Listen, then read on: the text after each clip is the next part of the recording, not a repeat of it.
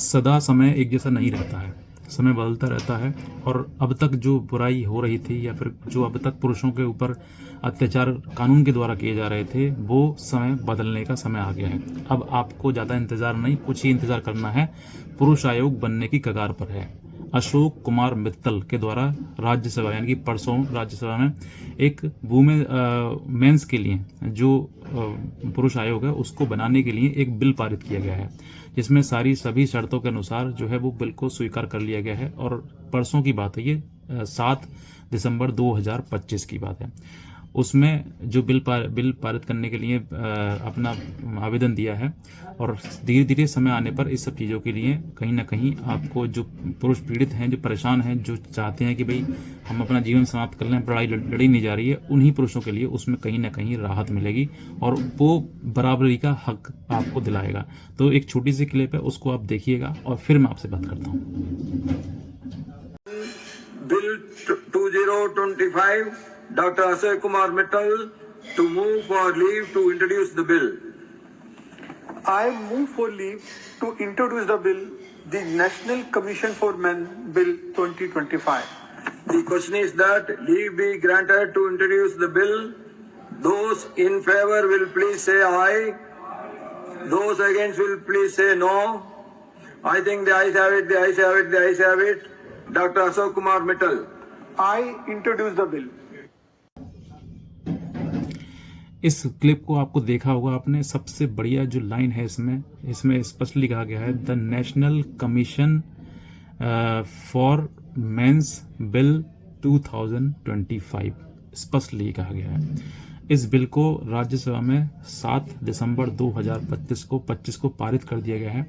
और इसके लिए अब जो है स्टार्ट आपको ज़्यादा समय नहीं करना है, बस मैक्स टू मैक्स 6 महीने का समय लगभग होगा। जुलाई या सितंबर 2026 तक ये बिल एक कानून बन जाएगा। और कानून बनने के बाद फिर वो पुरुषों के लिए वो बराबर के अधिकार मिलेंगे जो महिलाओं को आज मिलते हैं, क्योंकि कहीं ना कहीं महिलाओं के लिए ही कानून बनाया गया और महिलाओं के लिए ही section 125 CrPC, domestic violence act, 490 act, ये सारे जो मुकदमे बनाए गए हैं, ये मुकदमे सिर्फ और सिर्फ महिलाओं के लिए हैं। लेकिन इसमें पुरुषों के लिए कोई मुकदमा कानूनी रूप से उसको कोई राहत नहीं दी गई है। बस पुरुष के पास 2 ही अधिकार हैं, या लड़ो या मरो, बस, और कोई रास्ता नहीं है। कोई उसको मतलब आप काउंटर एफिडेविट, काउंटर मुकदमा आपके ऊपर नहीं आप उनके ऊपर नहीं कर सकते। अगर आपके ऊपर प्रताड़ना हो रही है, आपको डोमेस्टिक वायलेंस हो रहा है, तो डोमेस्टिक वायलेंस पत्नी के ऊपर नहीं कर सकता, क्योंकि उसके ऊपर लिए कानूनी नहीं है। ऐसा नहीं होता कि पुरुष के साथ में डोमेस्टिक वायलेंस नहीं होता है। ऐसी बहुत सारी महिलाएं हैं जो अपने पुरुष को गंदी गंदी गालियां देते हैं। ऐसी बहुत सारी महिलाएं हैं, मैं कुछ महिलाओं कर रहा हूँ, सभी की नहीं कर रहा हूँ, कुछ महिलाओं के लिए जो अपने पति के लिए गंदे से गंदे शब्द इस्तेमाल करती हैं, उनको चप्पल जूते से मारती हैं। ऐसी बहुत सारी वीडियोस हैं जो आपने अभी देखी होंगी और मैं भी देख चुका हूं अब तक। और इसमें पुरुष जो है प्रताड़ित होते हैं, लेकिन पुरुष के पास कोई भी ऐसा टूल नहीं है जिसका इस्तेमाल करते हुए वो ये कह सके साहब मेरे साथ घरेलू हिंसा हो रही है। घरेलू हिंसा सिर्फ और सिर्फ महिला के साथ में हो रही है और महिला मुकदमा दबा के लिखवा रही हैं और वो झूठे चलते जा रहा है। अब बात करते हैं कि 498 एक, जो कि अब जो है 85 BNS हो गया है। अब ये BNS के 85 के तहत भी स्पष्टली वही किया गया जो 498 में था, वही 485 में कर दिया, सिर्फ नंबर बदल दिया है, बाकी पूरी कहानी सेम टू सेम ही है। लेकिन अब जो है 498 एक, अब आप कहते हैं कि cruelty bye husband and husband relatives, यानी कि पति और पति के परिवार द्वारा क्रूअल्टी करी गई है। अब ये क्रूअल्टी सच्चाई हो झूठाई हो, मुकदमा दर्ज करवा दिया जाता है। लेकिन अगर यही क्रूअल्टी पति के साथ हो, तब कोई पति परेशान हो रहा हो, तब क्या कोई हस्बैंड किसी प्रकार से अपने कुछ जीवन खत्म करना चाहेगा? किसी को शौक है खत्म करने का? नहीं है ना, हर व्यक्ति जीना चाहता है। लेकिन वो इस तरीके के मुकदमे, झूठे मुकदमे जब झेल नहीं पाता है, उसको लगता है कि भाई बहुत ज़्यादा पानी सर से ऊपर चला गया, उसको जीवन जिया ही नहीं जा सकता, उस पर उसके ऊपर मुकदमे बहुत सारे लगा दिए गए, तो फिर वो व्यक्ति क्या करता है, अपने आप को ख़त्म कर लेता है। ये क्यों हो रहा है? क्योंकि कहीं ना कहीं कानून का अभाव है।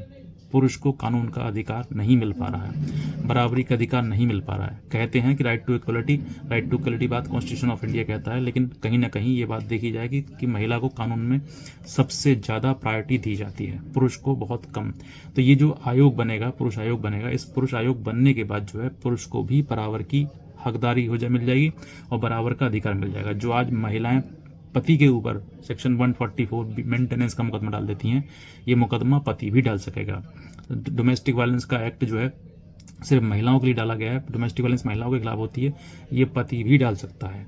जब पुरुष आयोग बन जाएगा तब। तो ये सब जो है आपको अधिकार मिल जाएंगे। जब अधिकार आपको मिलेंगे तो फिर 100% वही समय आ जाएगा। जितनी महिलाएं आजकल जो कानून के पास भागती हुई जाती हैं, छोटी छोटी बात पर कोर्ट की दरवाजा खटखटा देती हैं, जब उनको पता होगा कि पति के पास भी अधिकार है, वो भी हमारे ऊपर मुकदमा कर सकता है, तो महिला चुपचाप घर में रहेगी और हर काम जो है सही से करेगी और किसी प्रकार से कोई लड़ाई झगड़ा नहीं होगा और ये घर परिवार बच जाएंगे। क्योंकि आज के टाइम में आप देखिए बहुत सारे ऐसे केसेस हैं जहां पर पत्नी जो है छोटी छोटी बात पर कोर्ट आ गई या फिर थाने आ गई और उसके बाद उस पति ने साफ मना कर दिया कि मैं इसको नहीं रखूंगा। ऐसे बहुत सारे, किसी भी पुरुष से पूछ लीजिए, आप मीडिएशन में जाकर देख लीजिए, कोर्ट में जाकर देख लीजिए, जिस पति के ऊपर पत्नी ने मुकदमा कर दिया वो पति साफ हाथ जोड़ लेता, कहता मैं इसको नहीं रख पाऊंगा, चाहे फांसी हो जाए, जो चाहे वो हो जाए, लेकिन मैं इसको नहीं रख पाऊंगा। तो वो साफ मना करता है। वो कहीं ना कहीं क्यों? क्योंकि कानून उसके विपरीत है और जब कानून में बात आती है तो उसको कहीं ना कहीं पति को हैरास किया जाता है, उसकी इज्जत का से खिलवाड़ किया जाता है, उसको कहीं ना कहीं इतना ठेस पहुंचा दी जाती है उसके मन को कि वो व्यक्ति, उस पत्नी से मन उसका हट जाता है। और इस बात को सब कुछ देखती कौन है? एक महिला, एक पत्नी, वो पत्नी जो अपने पति के लिए, आप सोच कर देखिए ना कि एक समय था जिस समय पत्नियां जो है पति के लिए मर जाती थी और आज मरवा रही हैं। समय बदल गया है कि पत्नी कभी जौहर करती थी, आज जौहर जीते जी करवाई थी, वो अपने प्रेमी के चक्कर मरवाई थी या संपत्ति के चक्कर मरवाई थी। ऐसी तमाम घटनाएं आज के सामने आ रही हैं। तो सब सिर्फ कहीं ना कहीं क्या आ रहा है कि ये जो महिलाएं हैं उनको बढ़ावा दिया जा रहा है कि तुम ऐसे ही काम करो। और इसी वजह से महिलाओं का आज के टाइम में जो दबदबा है वो बढ़ता चला आ रहा है। और ये जब ये पुरुष आयोग आ जाएगा और पुरुष आयोग आने के बाद ये दबदबा खत्म हो जाएगा और ये परेशानी जो आज के टाइम में चल रही है, दबदबा नहीं है, ये अपने पैरों में कुल्हाड़ी मारने के बराबर ही है। जो महिलाएं सोच रही हैं कि हाँ बहुत अच्छा हुआ दबदबा चल रहा है हमारा, दबदबा नहीं है, ये पैरों में कुल्हाड़ी मारने के बराबर है, अपना जीवन नष्ट करने के बराबर है। क्योंकि अगर महिला मुकदमा करने को उठ जाती है तो जाने के बाद वो पति हमेशा के लिए उससे बोल देता है कि मैं नहीं रख पाऊंगा। अच्छी खासी महिला की ज़िंदगी खराब हो जाती है, नरक बन जाती है और वो कोर्ट दर बदर भटकती रहती, कभी हाई कोर्ट, कभी लोअर कोर्ट, कभी छुट्टी, कभी एप्लीकेशन, कभी तारीख, कभी ये कभी वो, ऐसी तमाम चीज़ें चलती रहती हैं। उसका जीवन जो है वो बर्बाद होता है। तो कहीं ना कहीं दोनों के चीज़ें जो पैरेलल चीज़ लेकर आएगा वो है पुरुष आयोग। और पुरुष आयोग आने के बाद जो है महिलाओं का और पुरुषों का बराबर का एक लेवल हो जाएगा और जितने अधिकार महिलाओं को आज दिए जा रहे हैं उतने ही अधिकार पुरुष को दे दिए जाएंगे। तो जब बराबरी की हो जाएगी तो फिर कोई किस पे मुकदमा नहीं करेगा और समझ जाएंगे कि अब घर में रहना है। और जो महिलाएं मुकदमा करके रह रही हैं अपने घर पे, उनसे एक बार पूछ लीजिए कि उनकी पीड़ा क्या है। हर महिला पीड़ित है, हर पुरुष पीड़ित है, जिससे वो पत्नी चली गई है या पत्नी मायके रही है, दोनों ही पीड़ित हैं। कोई सुखी नहीं है, ना पति ना पत्नी। ये 100% हर व्यक्ति से पूछ लीजिए, जो वीडियो देख रहे हो आप भी अपने मन से पूछ लीजिए कि मैं सुखी हूँ या फिर नहीं हूँ। आप महिला हैं तब भी पूछ लीजिए और पुरुष हैं तब भी पूछ लीजिए। लड़ाई झगड़े के बाद कोई सुखी नहीं रहता है। पत्नी भी चली गई, मुकदमे में आ गए, पैसा भी जा रहा है, लड़ाई झगड़ा हो रहा है, टेंशन, डिप्रेशन, आदमी काम करने में अपनी सक्षमता नहीं दिखा पा रहा है।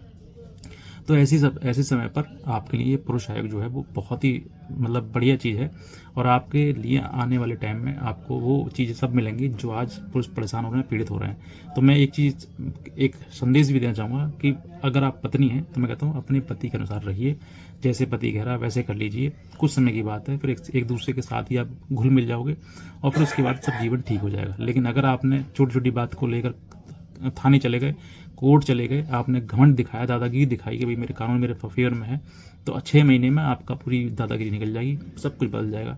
अब हर व्यक्ति समझदार हो गया है कि महिलाएं झूठे मुकदमे लगा रही हैं और वो कहीं ना कहीं इस इंटेंशन से लगा रही हैं कि मेरा ईगो, बस और कुछ नहीं है।